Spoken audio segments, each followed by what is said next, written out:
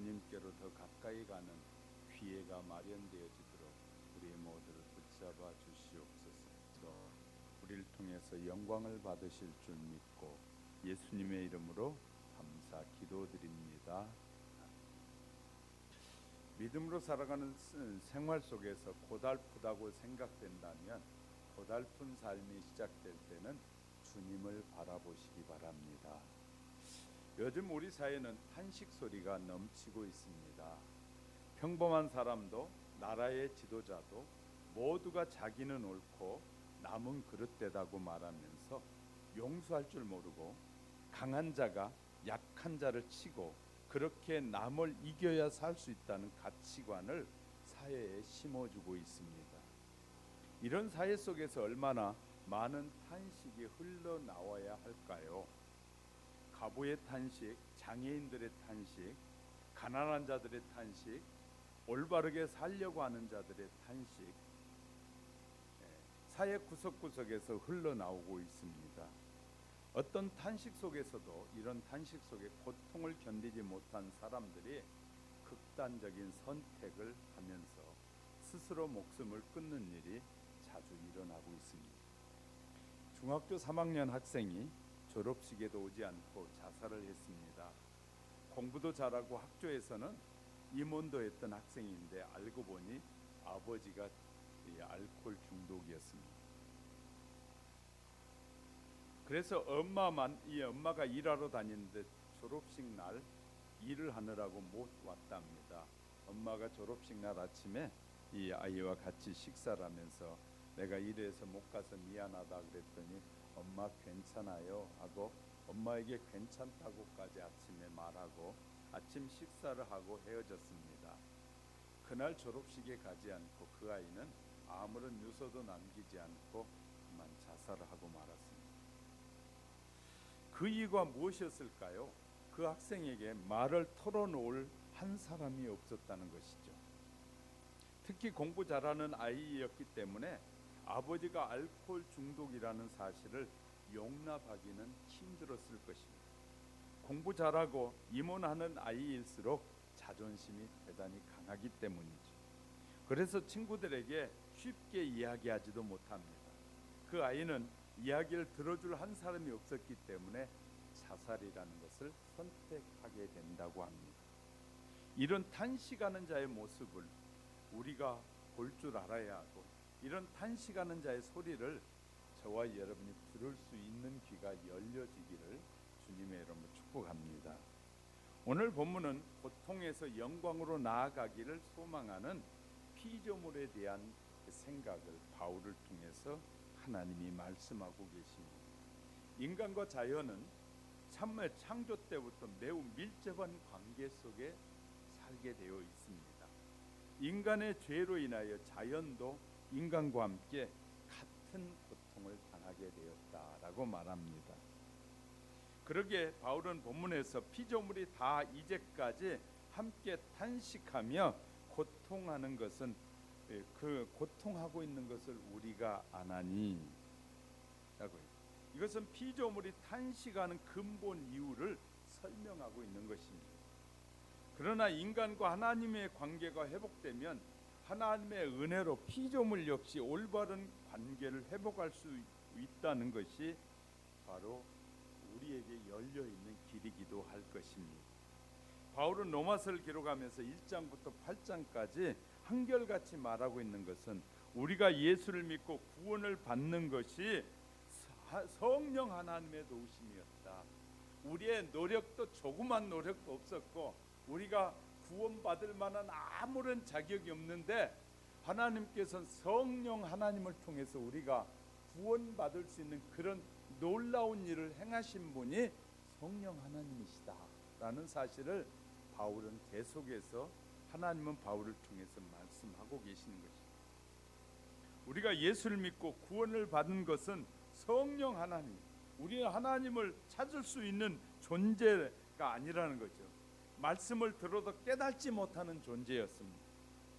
그런데 복음이 전파되고 그 복음을 믿고 믿음으로 구원을 받게 된 것은 전부 다 우리의 노력이거나 수고가 아니라 오직 성령 하나님의 도우심과 역사요 성령 하나님의 축복이었다라고 말해주고 있습니다.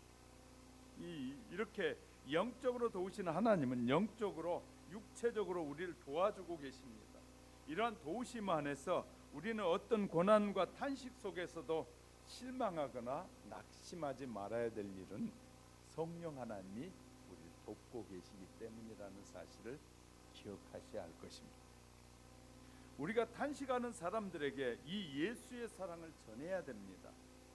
예수 사랑만이 탄식하는 자들을 구원할 수 있는 유일한 길이기 때문이죠. 그러나 정말로 감사한 것은 이런 탄식 속에서 살아가는 성도들에게 도우시는 헬퍼의 하나님이 계신다는 것은 너무너무 귀한 사실입니다. 우리를 돕는 하나님이 계시다. 예수를 믿지 않는 자에겐 돕는 사람이 없는데 저와 여러분 예수를 나의 구주로 고백하고 바르게 살아가려고 하는 모든 사람을 돕는 헬퍼의 하나님이 계시다. 이건 너무너무 귀하고 복 있는 일임을 우리에게 말씀하고 있는 것이죠. 그래서 오늘은 탄식하게 만든 이유가 무엇인지를 살펴가는 사이에 하나님께서 저와 여러분에게 주시고자 하신 큰 은혜를 덧입는 시간이 되시기를 주님의 이름으로 축복합니다. 피조물들이 탄식하는 이유가 무엇일까? 22절에 보니까 22절에서 우리에게 말하고 있어요. 피조물이 다 이제까지 함께 탄식하며 함께 고통을 겪고 있는 것을 우리가 아느니라. 피조물이 탄식하는 이유가 어디냐면 세상에 이 상황을 살펴보면 두 가지 견해가 지배하고 있습니다. 첫째는 진화론이요, 둘째는 창조론입니다. 진화론은 수세기 동안에 이 인류의 사상에 있어서 많은 영향을 미친 것은 사실입니다. 그러나 그 진화론은 세상의 기원이나 현재 상태에 대해서 설명할 정확한 근거를 제공해 주지는 못하고 있습니다. 진화론에 의하면 모든 것이 발전하며 진보하고 있다고 말합니다.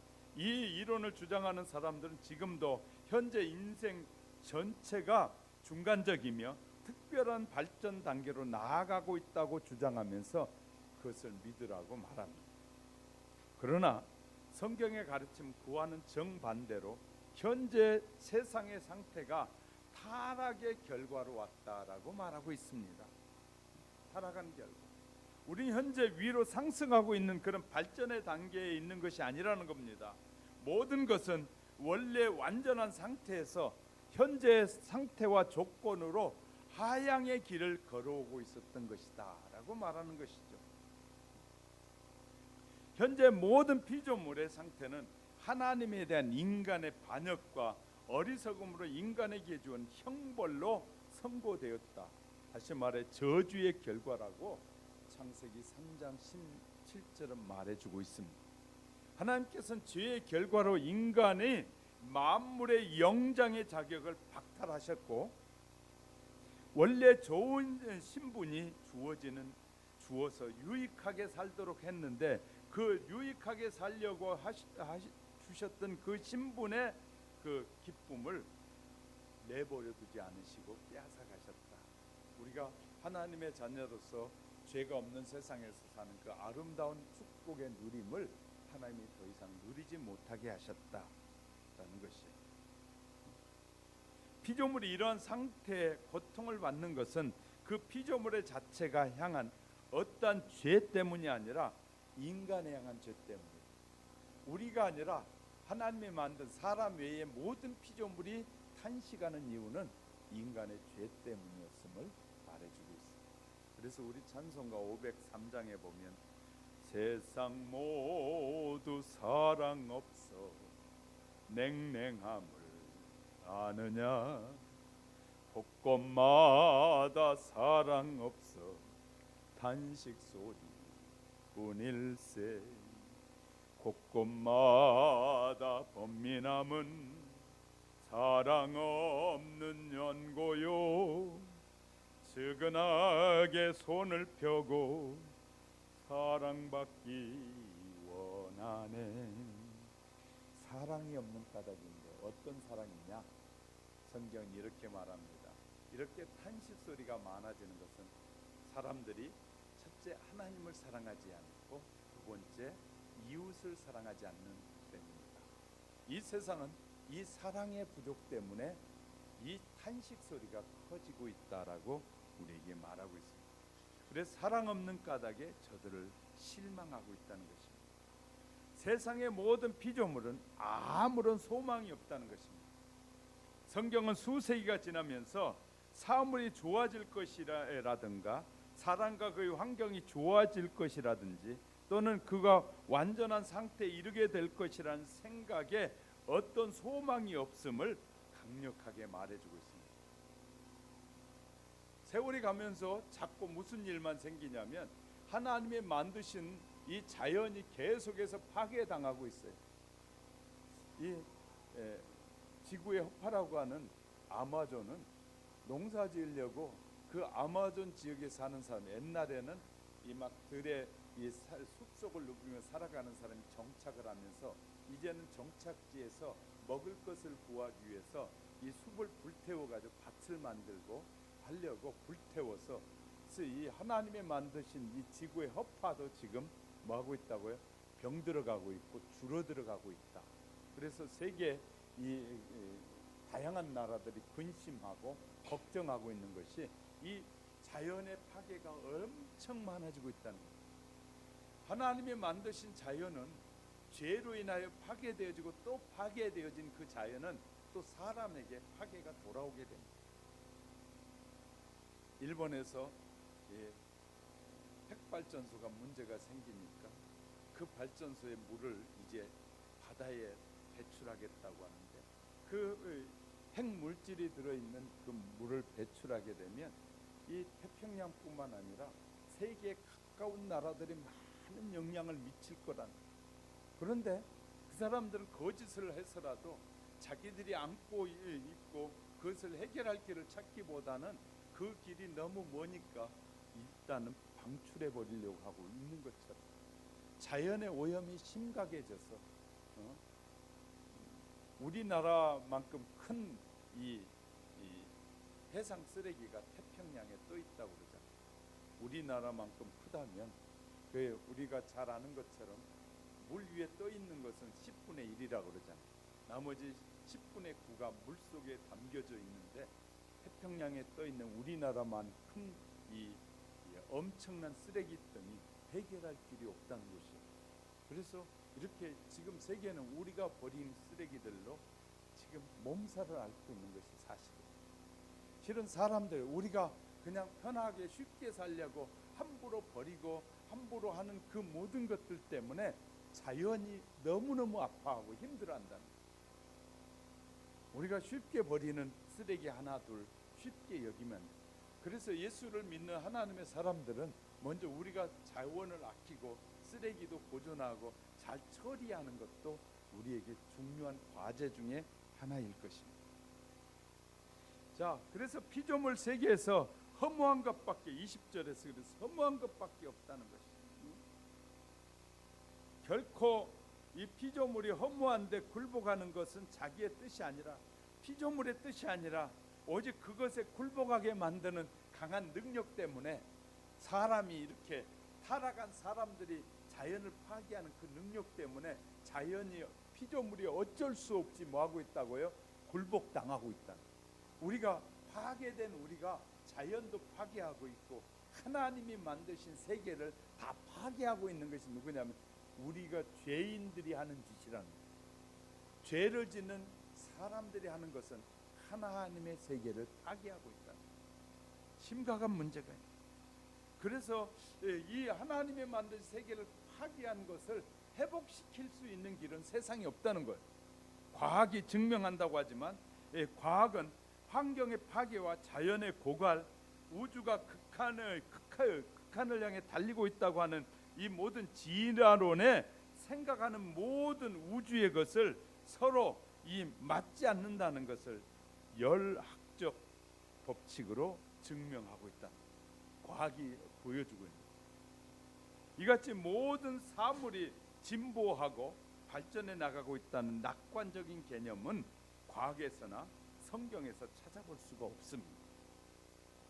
오히려 성경은 오늘날과 같은 세상의 종말이 있을 것이라고 선포하고 있고 무엇인가 일대 변혁이 있을 것이라고 가르칩니다.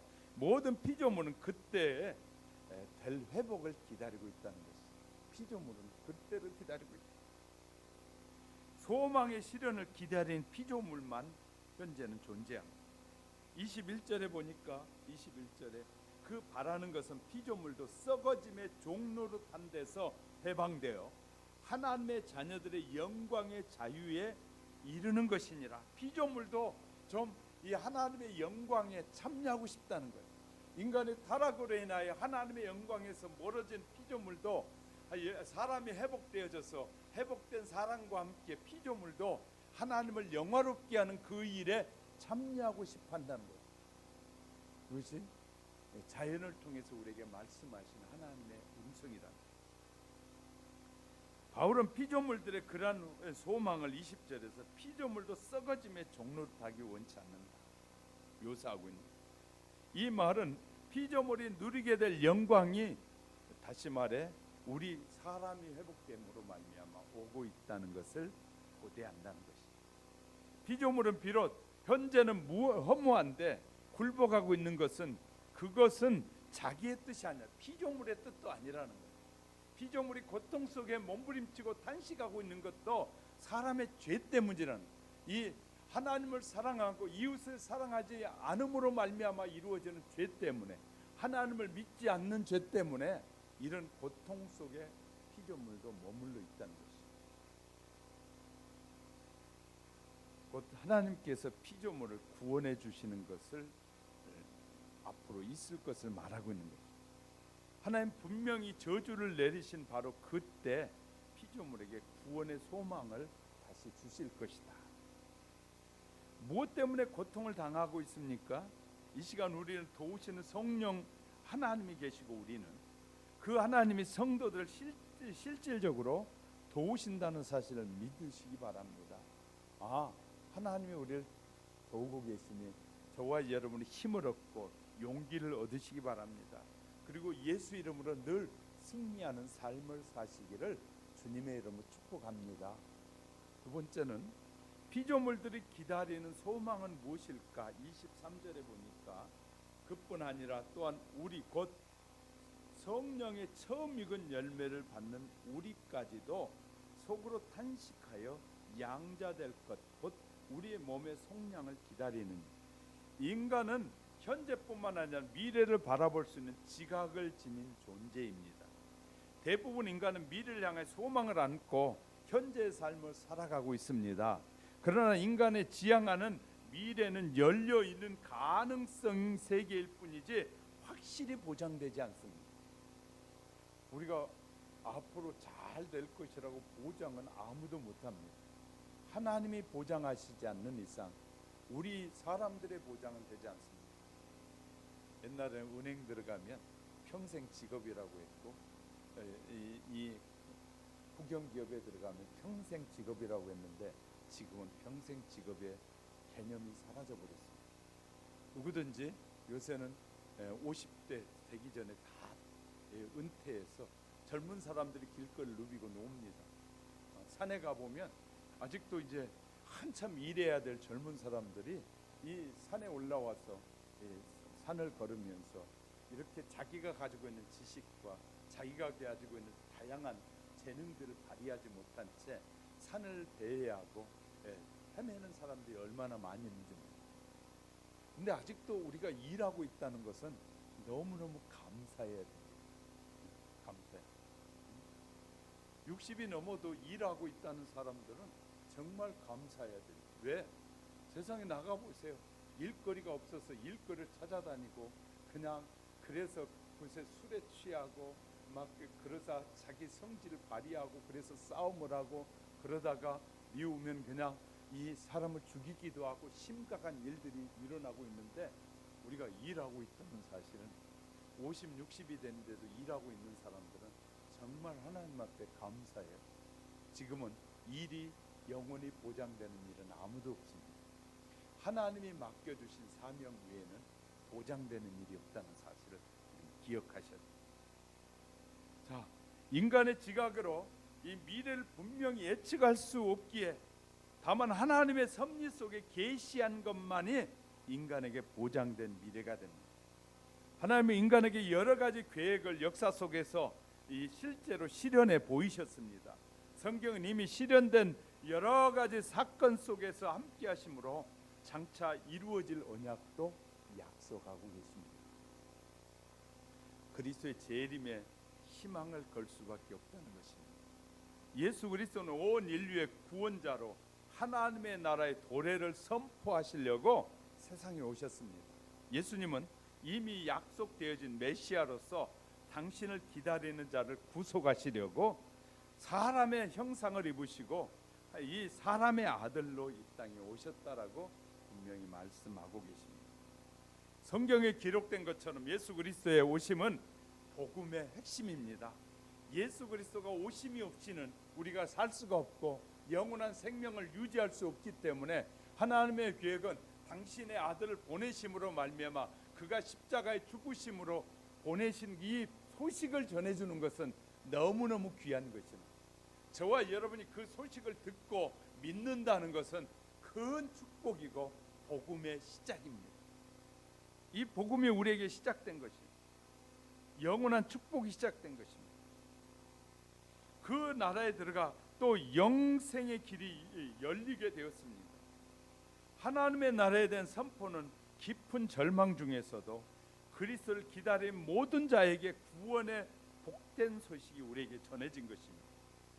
예수님은 말씀 선포하심을 통해서 실제적인 일을 통해서 하나님의 이 나라가 도래했다고 말씀하셨습니다. 예, 주님은 인간을 괴롭히는 사탄의 세력을 물리치고 굴복시키셨다고 하셨습니다. 이것은 하나님의 통치하심을 알리는 증거라고 마태복음 11장에서도 또 누가복음 11장에서 말하고 있습니다. 예수님은 하나님의 나라가 도래하였으니 많은 사람이 이미 이 나라에 들어가고 있다고 선포하기도 합니다. 누가복음 16장에서. 그러나 주님은 또 한 가지 분명한 사실을 가르쳐 주셨는데 하나님의 나라가 완성되는 그날에 만민이 심판을 받게 되는 날이 도래할 것이다. 인간이 어느 날 하나님이 재림하여 예수 그리스도를 통해 재림하여 오시는 그날은 세상 사람들에게는 심판의 날이라는 것이다. 그날이 다가오고 있다, 도래하고 있다고 우리에게 말씀하고 있습니다. 믿는 자들에게는 천국에 들어가고 영원한 천국을 보장받는 날이고 믿지 않는 자들에게 영원한 지옥과 형벌에 나가는 날이 주님께서 재림에 오시는 날이다. 우리 모두는 그날을 기다리는 사람들이다 라고 말하고 있습니다. 그리스도를 믿는 성도들에게 약속하셨습니다. 주님은 당신을 하나님의 아들이며 그리스도로 고백하는 자들에게 영원한 생명을 주시겠다고 약속하셨습니다. 이는 죽음을 극복하기 위한 인생의 한계가 아님을, 우리가 죽는 것을 극복하는 것이 아니라 영원히 산다는 것을 확증해 주는 내용입니다. 죽음은 죄로 인하여 주어진 형벌입니다. 죽음은 죄로 인하여 우리에게 주어진 형벌이지만 예수 그리스도의 십자가의 보혈의 피는 이 죄 사함을 받는 모든 사람들에게 면제되어지는 능력이다. 할렐루야. 죄에서 면제되어지고 죽음에서 면제되어지는 능력이 예수 그리스도의 십자가의 보혈이라는 것. 저와 여러분 예수 그리스도의 십자가에서 죽으심과 부활하심을 믿으면 저와 여러분도 이렇게 이 죽음에서 면제되어짐을 우리에게 약속하고 있습니다. 그래서 예수님은 이 요한복음 11장 25절 6절에서 죽어도 살겠고 살아서 믿는 자는 다시 죽지 않을 것이다. 신자들에게 준 특권은 우리가 예수를 믿는 사람은 죽어도 하나님이 살리실 것이고 또 다시는 죽지 않게 살 것이라고 우리에게 약속하고 있는 것입니다. 영혼의 구원이 우리에게 주어지는 놀라운 축복이죠. 영생은 육체와 영혼이 완전히 새로워진 삶을 말합니다. 자, 저와 여러분이 이제 육체가 죽었다가 다시 살아나게 될 때 우리의 육체는 신기한 몸으로 다시 살아나게 됩니다. 그리고 영혼이 육체와 다시 만남을 통해서 이제 신비한 몸의 그 몸으로 영원토록 살아가게 되는데, 그 신비한 몸이 어떤 몸이냐? 우리 지구상에 있는 모든 것들을 그 신비한 몸을 통과할 수 있다. 주님께서 그래서 본을 보이셨어요.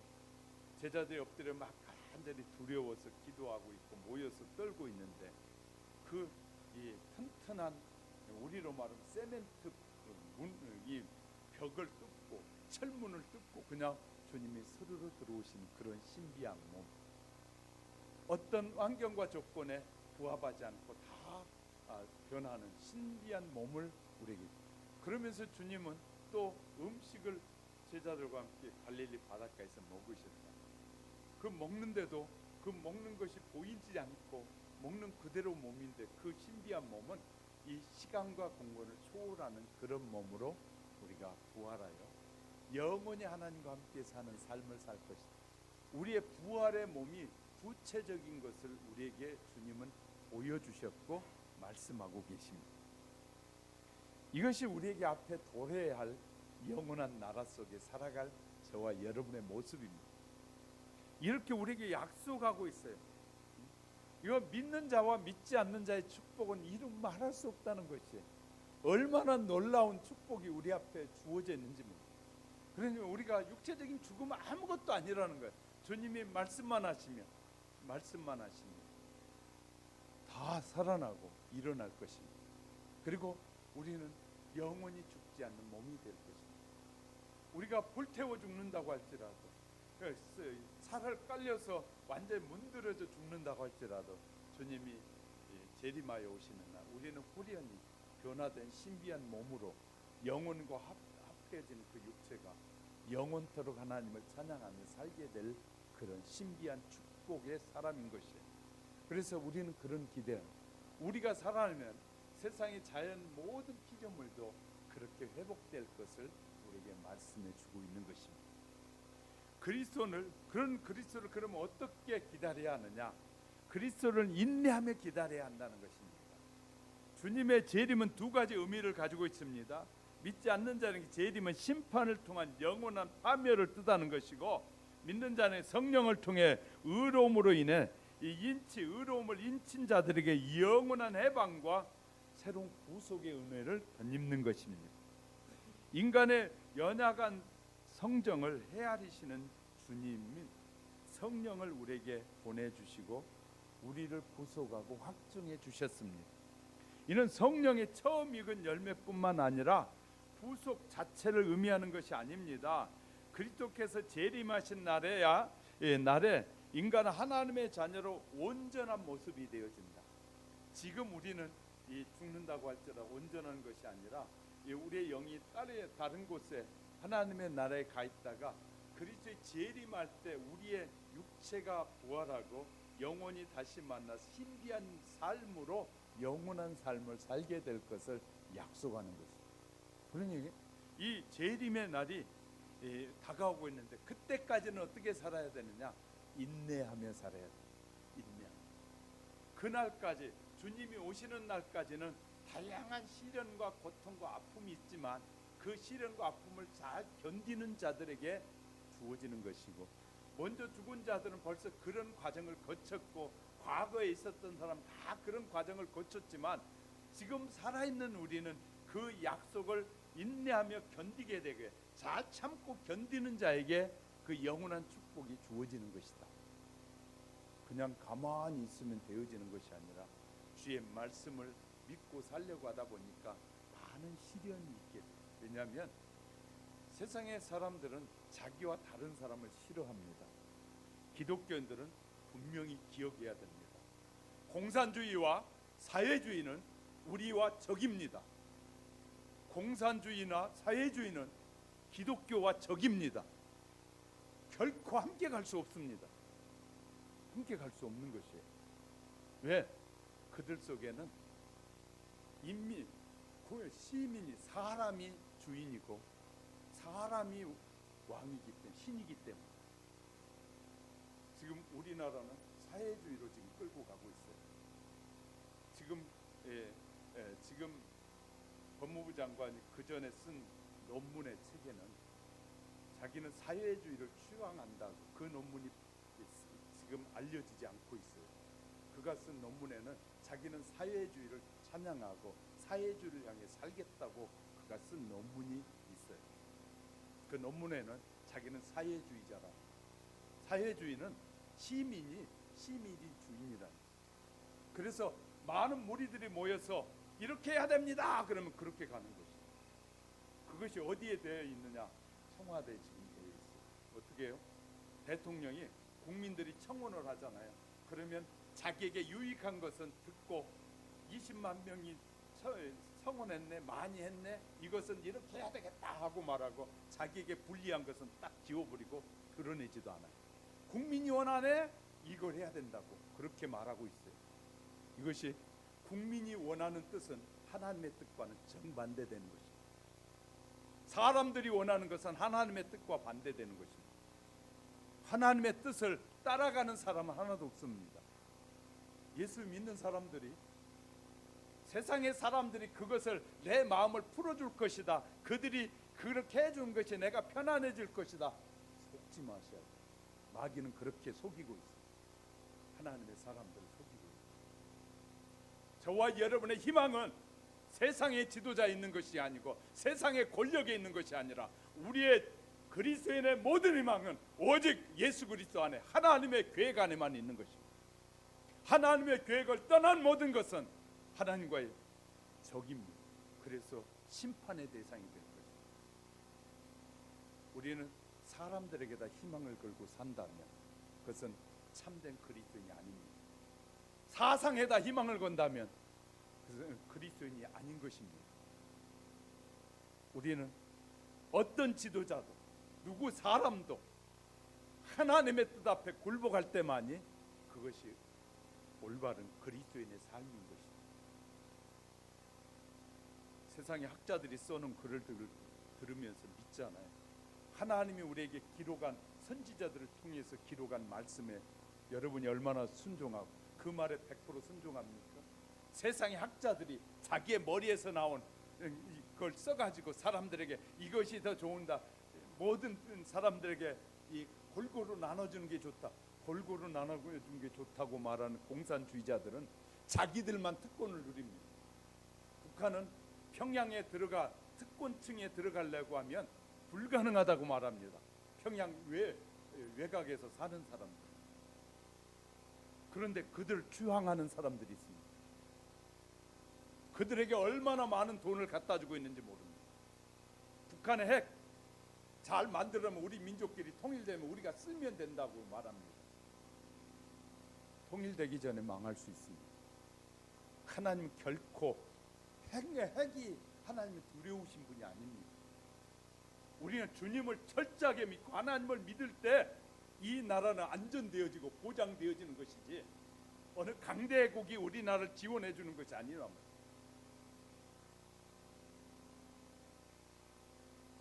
우리나라는 이렇게 엄청난 문제, 학교 교육에서는 친일, 친미를 가르칩니다. 가르치지도 않고 지금은 반미, 반일을 가르치고 있잖아요.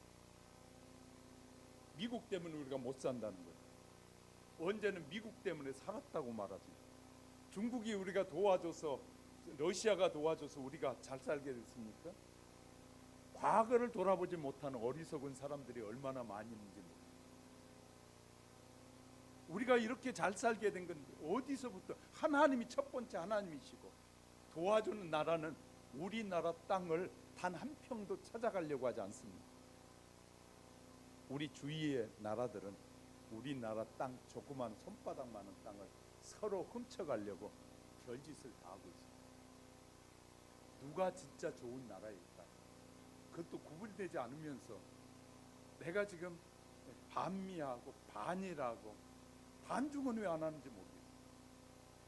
왜? 우리가 미국의 속국이 돼서 더 많은 것을 바치고 우리의 아전자들을 바쳤습니까? 누구에게 더 많은 피해가, 우리의 수천 년 역사 속에 어디에 우리가 많은 피해를 입었어요? 반중은 입도 껌쩍 못하고 사는 사람들이 편중된 삶을 사는 사람들이 얼마나 많이 있는지 몰라요. 우리는요, 반중, 반미, 반일, 반노, 그게 중요한 것이 아니라 예수 그리스도를 믿는 것, 하나님의 약속을 100% 믿는 삶이어야 된다는 것 기억하시기 바랍니다. 그날까지, 그래서 지금 정부는 기독교가 가장 이 사회주의로 가는데 가장 역행하는 것이 기독교라고 생각하기 때문에 기독교를 박해하는 것입니다. 그러니까 우리가 정확하게 아는 것은 너무너무 중요한 것이고, 역사가 다 그렇게 쓰여져 있는데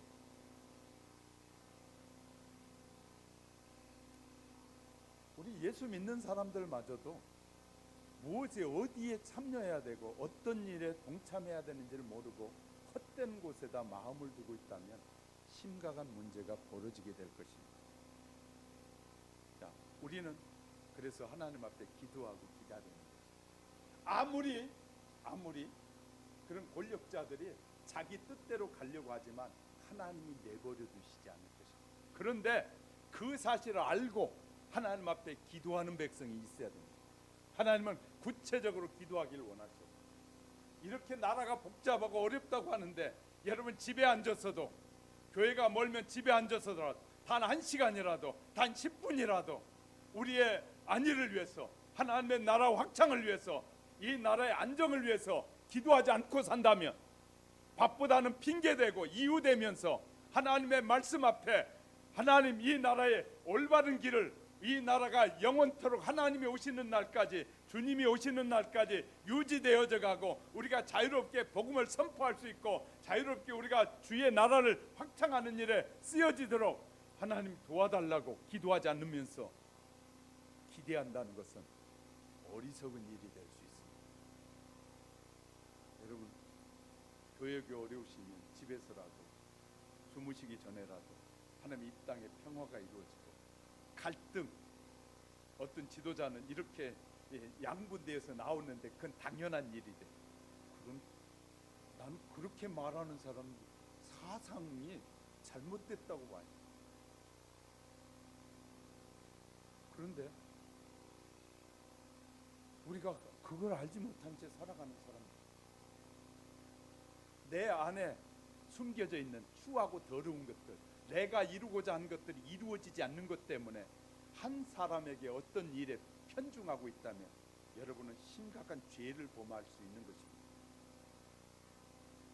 내가 잘 됐으면 그 사람 너무너무 정치 잘했어, 그는 정말 나에게 내가 잘 됐으니까 행복해, 내가 안 됐으니까 그 사람이 그 했던 모든 정책들은 나빠, 그렇게 말하는 것은 매우 위선적인 것입니다.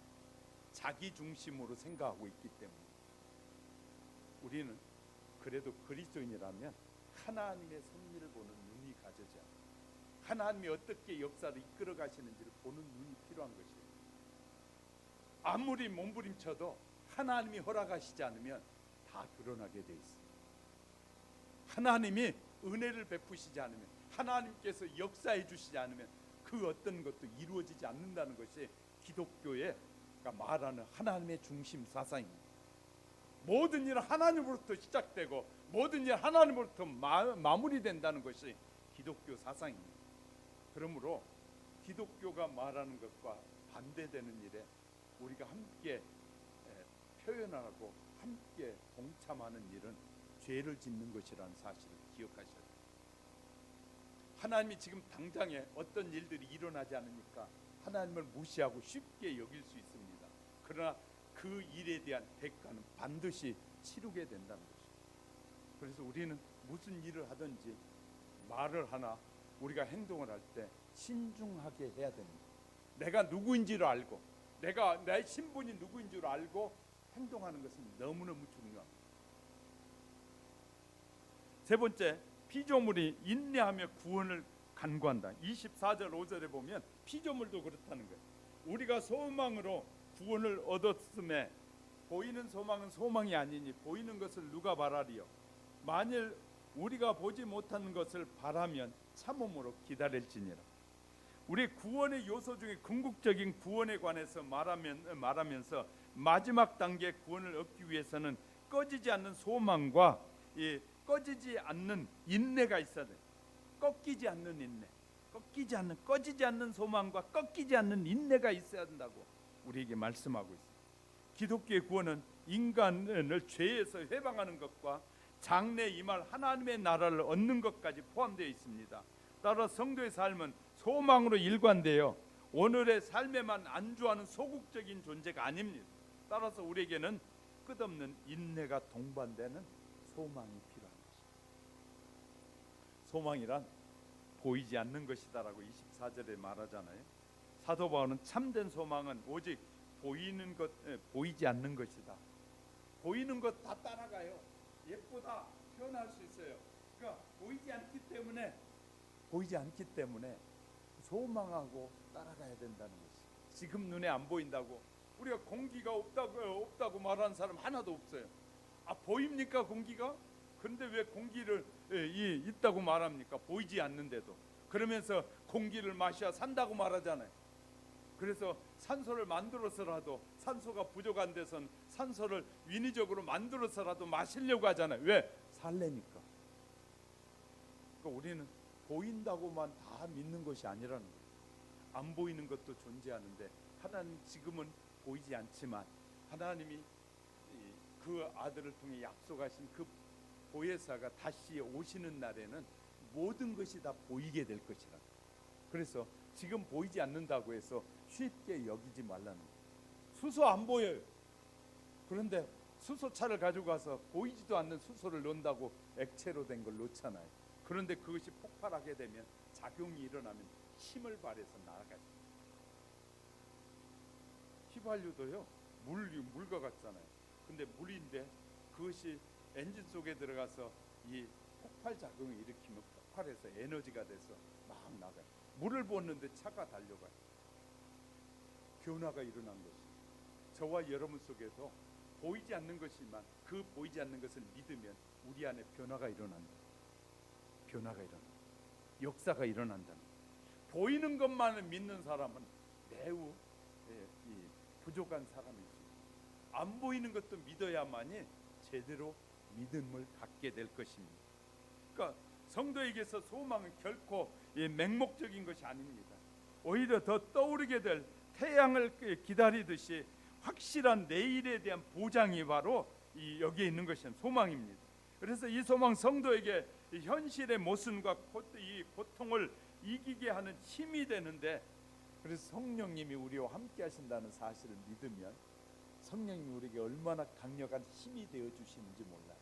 그 세상의 수많은 요구에서부터 자유하게 하고 이기게 도와주시는 능력이 우리에게 부어지기 때문에 성령의 인도하심을 따라 살면 손해볼 일이 없고, 성령의 인도하심을 따라 살면 우리의 삶이 복되고 늘 행복해집니다. 내 생각대로 살다가 잘못되어지면 얼마나 힘들고 고통스럽습니까? 내 생각대로 어떤 일을 했다가 그것이 무너지게 되면 내 생각대로 되지 않는 것 때문에 인생을 파멸에 이르기도 하고 자기 스스로가 무너져 내리기도 하는데, 성령의 인도하심을 따라 살면 결코 무너지는 일이 없습니다. 보이지 않는 성령인데, 보이지 않는 성령을 하나님이 약속하셨고 그 성령이 우리 안에 모셔드리면 우리 안에 오셔서 우리의 삶을 이어가고 인도하시겠다고 하는 그 성령님을 따라 살면 실패하지 않는다는 거예요. 그러나 내 생각과 내 계획대로 내 지식을 따라 살면 반드시 무너지게 된다는 것이에요. 얼마나 많은 사람들이 실패를 맛보고 사는지 모릅니다. 그러나 하나님의 말씀을 따라 살면 결코 실패는 맛보지 않는다. 그리고 평안을 누리게 됩니다. 내가 생각해서 무너져 봐요. 그것 다시 복구하려면 얼마나 긴 세월을 노력해야 되고 얼마나 긴 세월을 그것을 해결해 가려면 고통스러워하는지 몰라요. 그런데 성령님 이것을 할까요 말까요? 저도 물어봅니다. 이번 노예는 어떻게 할까요? 이번 수련회는 어떻게 수련해야 할까요? 하나님 인도해 주시고 오고 가는 과정 속에 사고 없게 하시고 모든 사람들이 기쁨이 넘치는 그런 수련회가 되게 하옵소서. 우리 하영교회 성도들이 모두 다 주님을 바르게 알고 바르게 믿어서 이 구원에서 이 구원이라는 그 놀라운 축복에서 어긋나고 밀려나는 일이 없도록 모든 성도들 축복해 달라. 이렇게 구체적으로 하나님 앞에 기도합니다. 그래야 하나님은 우리 기도가 대충 기도하라고 하지 않고 구체적으로 기도하라고 말씀하고 계십니다. 저와 여러분이 하나님 앞에 구체적으로 기도해요. 하나님, 내가 이 일을 하려고 하는데 하나님, 이 일이 저들이 나를 속이고 거짓된 걸로 이거 무너지기 위한 것입니까? 그렇지 않으면 세우기 위한 것입니까? 하나님 가르쳐 주세요. 어떤 일을 하든지 하기 전에 미리 하나님 앞에 묻고 그 하나님의 응답이 있을 때 행하면, 하나님의 응답을 받고 가면 결코 무너지는, 손해보고 고통당하는 일은 없습니다. 그래서 평안해지는 것이에요. 자기의 생각대로, 자기의 지식대로, 무슨 학자가, 어떤 박사가 말했으니까 그 박사가 하나님만 또 하나님이 그 박사만 또 못하다 말입니까? 그 학자가 하나님보다 위에 있단 말입니까? 그렇다면 우리 심각한 지금 문제에 직면해 있는 것입니다. 그 학자나 그 박사 아니라 그 누구도 하나님의 지혜는 손끝만큼도 따라올 수 없는 지혜입니다. 지식입니다. 하나님은 우리에게 구체적으로 말씀하시고 우리의 인생을 구체적으로 인도하시는 분이십니다. 세상의 학자가 나를 살리는 학자 보셨습니까? 우리 죽은 인간을 살려내고 영원히 살게 하는 학자가 있습니까? 그런 의사가 있습니까? 세상에는 우리를 살려서 영원토록 살아가게 할 아무런 사람이 없습니다. 그런 자들만 따라가고 섬기며 그런 사람들의 말을 믿으며 하나님이 그 속에 계시겠습니까? 하나님 그런 사람 속에 역사하시지 않아요. 그러니까 계속 슬픔과 좌절과 낙심을 누리며 사는 것이죠. 그 누림 것이라는 말은 비참한 인생이라는 거예요. 하나님은 우리를 부르시면서 놀라운 계획을 가지고 부르셨어요. 저와 여러분을 불러내셔 세상 사람 속에서 어느 가정에 태어나게 하셔서 그 가정의 믿음을 본받게 하고 그 가정을 통해서 받은 그 믿음을 따라 살면 하나님이 축복하신 약속을 주시겠다고 말하고 있는 것이에요. 그 부모의 성품, 그 못된 것을 닮으라는 것이 아니라 그 부모가 말하는 그 하나님, 그 부모가 말하는 그 예수님, 그 성령님을 믿으라는 거예요. 그 부모가 쓰잘데기 없는 걸 말하는 그 부모의 말을 따르는 것이 아니라 그 부모를 통해서 말하는 그 하나님을 네가 제대로 믿으면 하나님이 보장한 축복에 누리게 된다는 거예요. 할렐루야. 부모도 얼마나 실수 많이 합니까? 얼마나 많이 넘어지기도 합니다. 우리가 수도 없는 실수를 하지만 그 부모가 말한 하나님은 완전하신 분이에요. 하나님은 전능하신 분이에요. 그래서 그 가정에 태어난다는 자체가 축복이라는 것이에요. 믿음의 가정에 태어난 자체가 축복인 것이에요. 그 문화 속에 벌써 들어와 있는 것은 하나님의 축복이라는 것이에요. 문화가 이 썩어질 문화에 이 우상의 단지의 문화 속에 살아가는 자체와 이 선한 말씀의 세계 속에 있는 사람들의 문화와 다르지 않느냐고 말이에요. 그러니 벌써 태어난 자체가 축복이에요. 그 안에 태어나는 것이. 이제 그 다음에 축복은 자기가 뭘로 그 약속을 믿음으로 주어지는 것입니다. 하나님은 부모를 통해서 또 주위의 사람들을 통해서 말씀하신 그 하나님, 그 사람이 아니라 그들이 말하는, 우리가 말하는 저 김 목사가 말하는 그 하나님이 여러분을 축복하시는 거지. 저는 여러분에게 축복해 줄 능력이 없어요. 저에게는 아무것도 없어요. 제가 말한 하나님, 제가 말한 예수님, 제가 말한 성령님은 여러분을 완전하게 보장해 주고 여러분을 영원토록 천국에서 살도록 완벽하게 인도하신 그 하나님이라면 그 하나님을 믿으라는 것이에요. 제가 말하는 그 하나님, 그 하나님만이 여러분을 축복해요. 저는 부족하고 연약해. 그래서 실수도 많이 하고 허물도 많아요. 그러나 나는 허물이 많지만 내가 믿는 하나님은 허물이 없으시고 그 내가 믿는 하나님은 온전하신 분이고 전능하신 분이고 창조의 능력이시고 우리를 살리셔서 영원토록 우리와 함께 하실 그 하나님을 저도 믿고 여러분도 믿는 우리 모두가 돼서 우리를 통해서 자연히 피조물들이 고통당하는 그 피조물을 살리는 지혜로운 하나님의 사람, 그런 주님이 오실 때까지는 인내하면서 잘 견디면서 자연에게도 유익을 주는 하나님의 사람들이 깨어나기를 피조물도 원한다고 하잖아요. 저와 여러분이 피조물에게도 도움이 되는 사람들로. 그래서요, 우리 교회에 오게 되면 제가 참 예쁘다라고. 너희들은 하나님의 교전에 와서 하나님의 전에서 이렇게 드려진다는 것도 자연의 축복이라고. 축복이. 여러분이 가서 하원에 가서 꽃을 선택하잖아요. 여러분이 선택한 그 꽃은 누구에게 팔려가느냐에 따라서 엄청난 차이가 나요. 죽을 사람에게 팔려가는 그 꽃은 그걸로 폐기되지만 하나님의 전에 와서 여러분이 선택해서 복된 사람이 선택하여 이루어서 세워진 꽃은 이 꽃도 하나님 앞에 선택받은 꽃이 됩니다. 할렐루야. 우리만 선택받은 자가 아니라 꽃도 선택받아. 이것이 하나님께 영광을 돌리자 함께. 그러니까 우리는 꽃을 보면서 야 예쁜 꽃이 우리와 함께 예배 속에서 하나님 앞에 예배하는 것을 보는 영적인 눈이 열려줘야 돼. 할렐루야. 그럴 때 하나님의 신령한 축복이 우리에게 부어지게 됩니다. 할렐루야. 저와 여러분 정말 하나님이 귀하게 쓰시려고. 그런데 때론 우리가 지쳐서 못할 때가 있잖아요.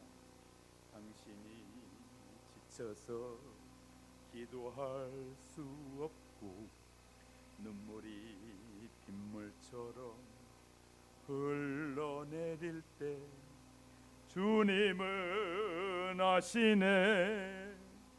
우리의 연약함을 아시고 축복하신다. 사랑하는 성도 여러분, 여러분이 정말 주님을 의지하는 마음으로 밤에도 아침에 일어날 때도 하나님, 내가 하나님의 자녀답게 살게 도와주시고 하나님의 자녀답게 말하고 하나님의 뜻에 부응하는 인생을 살게 해달라고 기도하면서 사시기를 주님의 이름으로 축복합니다. 기도하겠습니다. 참 고마우신 하나님 아버지, 은혜를 감사드립니다. 오늘도 우리에게 귀한 말씀을 주셨사오니 이 말씀 붙잡고 우리가 살아가는 세상 속에 주님의 뜻대로 살려고 하니까 주님의 뜻이 아닌 것들이 얼마나 우리에게 위해를 가하고 어려움을 주는지 모릅니다. 그 어려움을 인내로 이기고 승리하게 될 때